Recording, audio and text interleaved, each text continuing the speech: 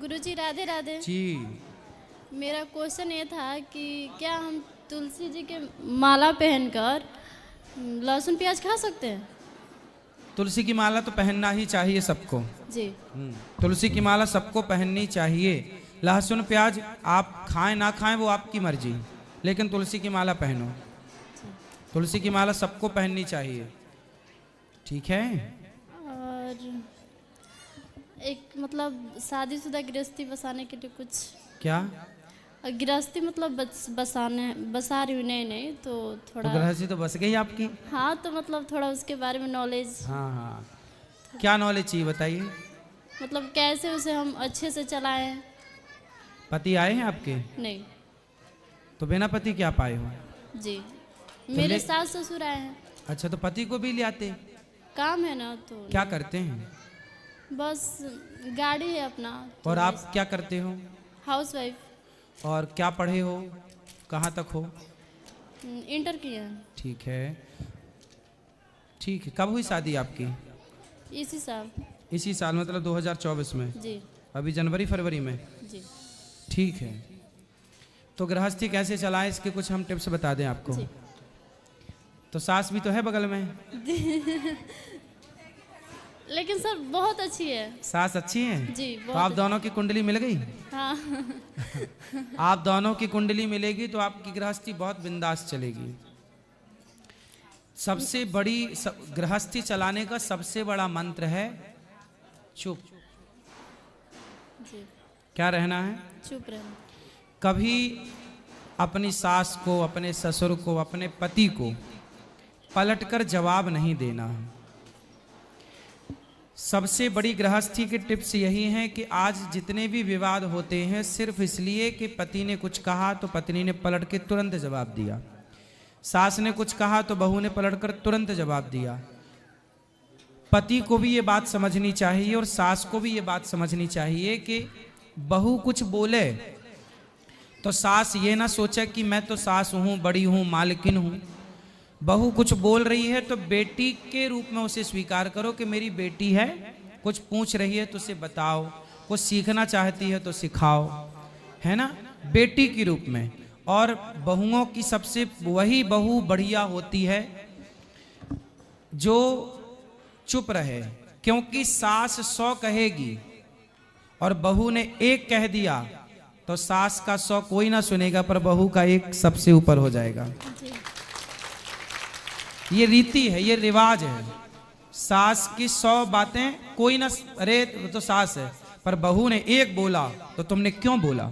इसलिए 1 मौका मत दो किसी को, कुछ भी मत बोलो। और वैसे आपकी सास बहुत अच्छी हैं, वैसे भी कुछ नहीं बोलेंगी। सब कोई बहुत अच्छा है। मेरी भगवान करे ये बहुत अच्छे रहें सदा। जी। शुरू में सब अच्छे रहते हैं। आप भी अच्छी हो शुरू में, सास भी अच्छी है शुरू में। अब ये अच्छाई 10 साल बाद, भगवान करे आप 100 साल तक ऐसी अच्छी रहें परिवार में। लेकिन फिर भी मैं आपको बता रहा हूँ, ये सास आपकी बहुत अच्छी है, आपके पति भी अच्छे, परिवार भगवान करे खूब अच्छा हो। लेकिन फिर भी आपके लिए क्या हमने बोला, चुप रहना। कभी सास गुस्से में, कभी पति गुस्से में, भाई देवर कोई भी, ससुराल क्या, ससुराल पक्ष में ना हमारे भारत की जो मानसिकता है वो मैं बोल रहा हूँ। भारत की मानसिकता क्या है, पुरुष प्रधान देश है ये। यहाँ पर पुरुष थोड़ा एटीट्यूड में रहता है, उसको लगता है ये मेरी पत्नी है, उससे ये लगता है कि मैं जो चाहूँ इसे बोल दूँ पर ये मुझे कुछ ना बोले। ये पति इस मानसिकता के हैं भारत में। सास भी इसी मानसिकता की है कि मैं जितना चाहूँ डांटूं, मारूं, कुछ भी कहूँ बहू को, पर बहू मेरे से पलट के कोई जवाब ना करे। ये मानसिकता हर साल लगभग 99% सासों की है कि मेरी बहू मुझे पलट के जवाब ना दे। पति की भी मानसिकता यही है कि मेरी पत्नी मेरे को पलट के कोई जवाब ना दे। और हर जेठानी भी यही है कि मेरी देवरानी मुझे कभी, पर मैं कितना भी अत्याचार करूं, तू ही सारे बर्तन धुल, तू ही सारे कपड़े धुल, तू ही झाड़ू पोंछा कर, फिर भी तू पलट के कुछ बोलना मत। मतलब समस्याएं गृहस्थी में एक तरफ से नहीं है, बहू भी बेचारी भर जाती है कई बार। कितना बर्दाश्त करेगी, कितना सहेगी, जब भर जाती है तो फिर वो बोलना स्टार्ट कर। यदि बहुएं जवाब देने लग गई हैं, किसी के घर में बहू 1 साल तक चुप रही, कोई उत्तर नहीं दिया किसी को, और 1 साल बाद बोलने लग गई, तो इसमें बहू की गलती नहीं है, ससुराल वालों की गलती है। उन्होंने इतना मजबूर किया कि बहू ने अपने स्वभाव को बदल लिया। कब तक तुम्हारी सहेंगे? इसलिए सास ससुराल वालों को चाहिए कि वो अपनी बहू को बेटी की तरह प्यार करें, उसे मजबूर ना करें। मैं नहीं चाहता कि मैं किसी से लड़ूं, लेकिन जब मजबूर किया जाएगा तो फिर व्यक्ति कैसा भी हो उसे गुस्सा तो आते ही है, क्योंकि इंसान तो सास भी है, इंसान तो बहू भी है। तो मैं आपसे बस यही कहूँगा कि आप एक अच्छी बहू बनो। शिशुपाल ने कितनी गालियाँ सुनी, भगवान कृष्ण ने कितनी गालियाँ सुनी शिशुपाल की? 100। हाँ, ये गृहस्थी का मूल मंत्र है कि 100 बातों तक तो कम से कम चुप रहो। 101 भी हो तो उत्तर देने की जरूरत पड़े तो दो, वरना ठीक है। और पति पत्नी यदि आप खुश हैं तो सास को कभी जवाब नहीं देना चाहिए, ठीक है? वैसे आपकी सास अच्छी है और बढ़िया है, ठीक है? और कुछ? रुक जाइए दादाजी, कौन है? मेरे ससुर। रुक जाइए ससुर साहब, 1 मिनट रुक जाइए, नहीं मानेंगे ससुर। हेलो, राधे राधे गुरुजी। राधे राधे। आपके चरणों में कोटि प्रणाम। खुश रहिए। ऐसे हम लोग बिहार से चंपारण जिला से आए हुए हैं। हाँ ये लो बहू है लो, हाँ, समधी समधिनी सब कोई हम लोग आए हुए हैं 5 दिन से। तो अच्छा है सब? जी, सब कोई अच्छे बहू हैं। अच्छी है जी, खुश रहिएगा, अच्छे से ठीक है। ध्यान रखिएगा बेटी की जी, तरह। बेटी के तरह गुरुजी हम मानते हैं इनको। हाँ, बहू की राधे तरह राधे नहीं। गुरुजी। खुश रहिए। राधे राधे गुरुजी। हाँ मैया, गुरुजी मेरे लग साथ- नहीं रहा है आप लोगों को देख के कि आप जेल में हो, आनंद ले रहे हैं, बढ़िया है। लेकिन जी आपके दर्शन ऐसे पाके बहुत- बहुत- हंसते हंसते कट जाए रस्ते। आपके दर्शन पाके बहुत सुकून मिलता है हमको। खुश रहिए। जी हमारी कुछ माताएं तो घर में रह के भी इतना खुश नहीं है जितना आप लोग जेल में रह के खुश हैं। गुरुजी, गुरुजी जब हाँ, गुरुजी मेरा नाम हसीना इरफान है। मेरे साथ जो घटनाएं हुई है उसकी मैं गुनाहों की माफी मांगना चाहती हूँ। तो अपने गुनाह को माफ कैसे करूँ? क्या गुनाह किया है आपने? मेरे साथ मेरे जो बच्चा था वो शांत हो गया, तो मेरे दिमाग की हालत सही नहीं थी उस वक्त, तो उस केस में फंस गई। तो बेटे के साथ क्या किया आपने? वो चाय बन रही थी चूल्हे पे, तो चाय की तपेली मस्ती कर रहे थे दोनों बच्चे मेरे, तो एकदम धोखे से उसको पर ढुल गई। तो मकान मालिक ने केस लगा दिया और ससुराल वालों ने गवाही दे दी, ये पागल है, इसने मार दिया बच्चे को। तो आपको अपने बच्चे को मारने का अपराध है? जी, तो गुरुजी ये मेरा क्या गलती थी? बच्चा जलाता तो हर माँ का फर्ज बनता है बेटे के जख्म पे दवाई लगाना। मैंने उसके जख्म पे दवा लगाई, वो फिंगर बन गया उसके जख्म पे, तो पोस्टमार्टम में ऐसा रिपोर्ट आया कि इसने गला दबा के मार दिया बच्चे को। गुरुजी तो आपने बच्चे के ऊपर वो गरम गरम चाय जो भी थी तो वो धोखे से गिर गई आपसे? जी सर। अच्छा,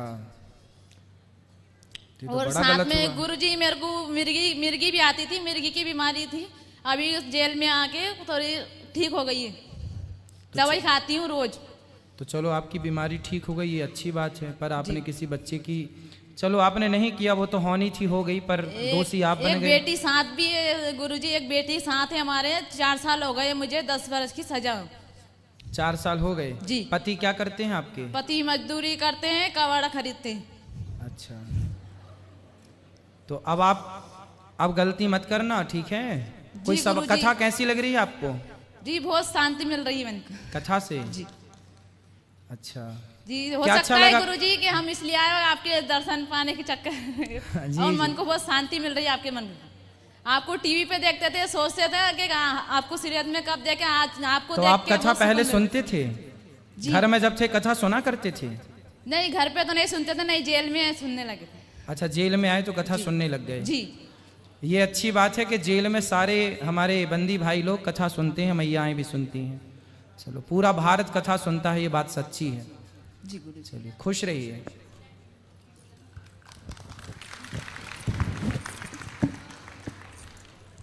गुरुजी प्रणाम। खुश रहिए। राधे राधे। जी, सर का भी मैं बहुत बहुत धन्यवाद करती हूँ गुरुजी, जो उन्होंने ये जेल में आपको बुला के इतनी बड़ी महान कथा करवाई।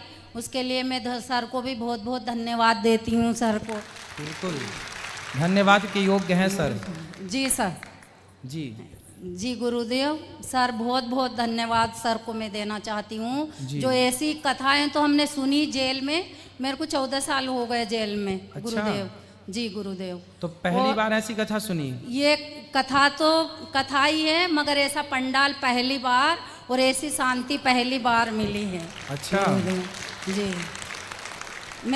मैंने 14 साल में 3-4 बार कथाएं भागवत जी सुन ली है मैंने, मगर इस बार कुछ अलग है। और आपको तो हम टीवी में देखते गुरुदेव, मगर आप हम रियल जिंदगी में हम आपको सामने देख रहे हैं। ऐसा लग रहा है कि हमारे सामने भगवान साक्षात है। कोई प्रश्न है मेरी माँ? मेरा प्रश्न तो है गुरुदेव, मैंने पहले गुरु दीक्षा ली थी, तो गुरु दीक्षा वो मंत्र भी मुझे याद है, मैं करती भी हूँ, मगर वो जो गुरुजी से मैंने दीक्षा ली थी वो गुरुजी को कुछ कारण उनको जेल में आना पड़ा। तो जेल में तो आप भी हैं? तो वो हमारे से बाद में आए थे, तो वो कारण उनको आना पड़ा, तो वो गुरुजी को बदनाम करते हैं, वो गुरुजी ऐसे हैं, वो गुरुजी ऐसे हैं, सारी जनता उनके बारे में गलत बोलती है, मगर हमारे दिल से तो हमने गुरु मान लिया है उनको। कोई बात नहीं, मंत्र का जाप करो, श्रीमन नारायण का जाप करो। कोई भी व्यक्ति कहीं से भी कभी भी भगवान का नाम धोखे से भी ले ले, भाव कुभाव अनख आलस हूँ, नाम जपत मंगल दिशि दसहूँ, भगवान का नाम कोई धोखे से भी ले ले तो कल्याण हो जाता है। आप तो श्रीमन नारायण जपो। ये बताओ आप जेल कैसे आ गई मैया? गुरुदेव बहू के केस में हूँ मैं। क्या किया बहू के साथ आपने? हमने कुछ नहीं करा, बेटा और हमारी जो बहू थी दोनों प्यार करते थे शादी के पहले। आपका बेटा और आपकी बहू? जी। मतलब दोनों पति पत्नी? वो ऐसे थे जब शादी भी नहीं हुई थी, मतलब शादी नहीं हुई तब भी प्यार करते थे, शादी हुई फिर भी प्यार करते थे? तो प्यार करते थे, तो पड़ोस की थी वो लड़की। हाँ। तो बेटा और वो उनमें प्यार हो गया। ठीक है। तो सबने कहा नहीं देना लड़की। हाँ। मगर वो लड़का लड़की नहीं मानते थे। ठीक है। फिर लड़की को उनके दादा दादी के यहाँ पहुँचा दिया। फिर तो जब प्यार करते थे, पड़ोस में थी, लड़की भी थी, ठीक थी, तो कर देते शादी, क्या दिक्कत? तो हमारी मर्जी थी, वो लोग नहीं चाहते थे। फिर उनको गांव पहुंचा दिया। हमने बोला भैया तुम्हारी लड़की को गांव पहुंचा दो, कल को हमारे लड़के के साथ में कुछ हो जाएगा। उन्होंने दादा दादी के यहाँ पहुंचा दी। फिर हमारे लड़के की हम दूसरी जगह करने लगे। अच्छा। तो उसको पता चला, जिस दिन हम मंगनी कर रहे थे वो 2 दिन पहले आई, और संडे के दिन 2009 की बात है, वो लड़के को लेके खुद चले गई। फिर उनके माँ बाप आए, हमारे घर पे मंगनी वाले आ गए कि इनके घर तो दूसरे मंगनी वाले आए, तो फिर अपनी लड़की कहाँ गई? तो शर्म के मारे वो हमारे पास नहीं आए। फिर वो चले गए। फिर हमारा लड़का ही नहीं मिला, तो हमने उनको वापस लौटा दिया। बाद में पता चला कि लड़का लड़की चले गए। फिर हमने उनको ढूंढ के ला दिया। फिर उन्होंने कहा कि हम इनके साथ में मंगनी करवाएंगे। मंगनी करवा दी, सुबह 11 बजे मंगनी करवा दी, और शाम को बोला 5 बजे इनको हल्दी लगेगी। तो जैसे तैसे करके हमने उधार पाव लेके पैसे मंगनी की तैयारी करी, हल्दी लगा दी, शादी हो गई।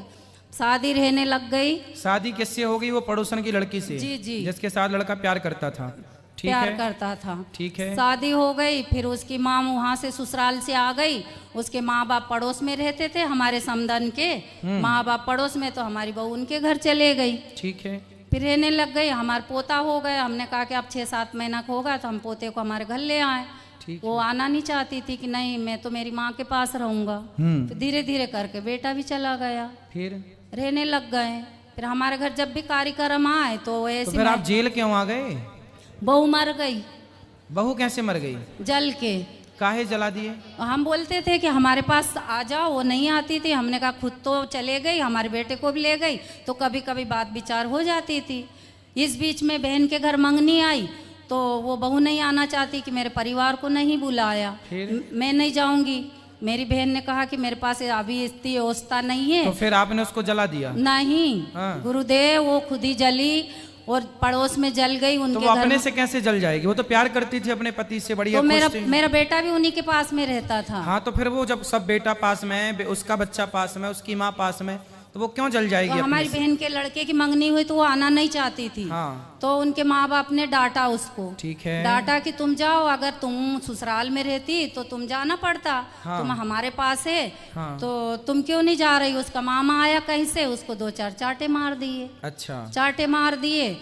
और हम तो हमारी बहन के घर थे, बस उनने तो तेल डाला, और कंट्रोल का तेल मिलता ही था, तेल डाला, आग जलाई और बस फिर हम ही लोग ले गए उसको अस्पताल में। अच्छा, जलाया वो अपने से जल गई और आपको बाद में? नहीं, उनके नाना नानी ने हमारा नाम लिया। हाँ, कि वो आपने कह- जला दिया। हाँ, कि हम लोग फंस जाएंगे, तुम एक किसी का भी नाम लो। उनको गाली दे दे के मेरी बहू बहुत अच्छी थी, बहुत अच्छी थी, बहुत सुंदर भी थी और हमारा बहुत ख्याल रखती थी। तो फिर भी आपके पास नहीं रहती थी? नहीं, पड़ोस में थी, मगर आती जाती थी, खाना हमको खिलाती थी बराबर। शाम के टाइम छोटी बहू खिलाती थी। तो जरा सुबह- जरा सी बातों में आत्महत्या कर ली उसने? जी चलो, जी, ये तो नहीं हमारा होना कोई चाहिए था। कसूर नहीं है, ये तो भगवान ही जानता है। चलो, भगवान आपको सुखी रखें। जब आपका कसूर नहीं है तो किसी जन्म का जो रहा होगा वो आपको इस जन्म में मिल रहा है। गुरुदेव, और आप अब खुश रहिए। हम रिहाई होने वाली है हमारी। कब की रिहाई है? मैं 14 अप्रैल की। वाह, बधाई हो आपको। जल्दी आप जाइए और फिर आप गलतियां ना कीजिएगा। गुरुदेव, गलती तो नहीं थी, पुराने जन्म के होएंगे तो अब इस जन्म में भुगत रहे हम, मगर इस जन्म में तो नहीं करा हमने। चलो, अच्छा, भगवान करें आप सुखी रहें, स्वस्थ रहें। कई गुरु- बार जी गुरुदेव, बहुत आनंद आ रहा है और हम मथुरा वृंदावन आना चाहते हैं, यहाँ से छूट के जाएंगे जरूर तो आइए, जरूर। जरूर आइए, जरूर आइए। स्वागत है आप सबका।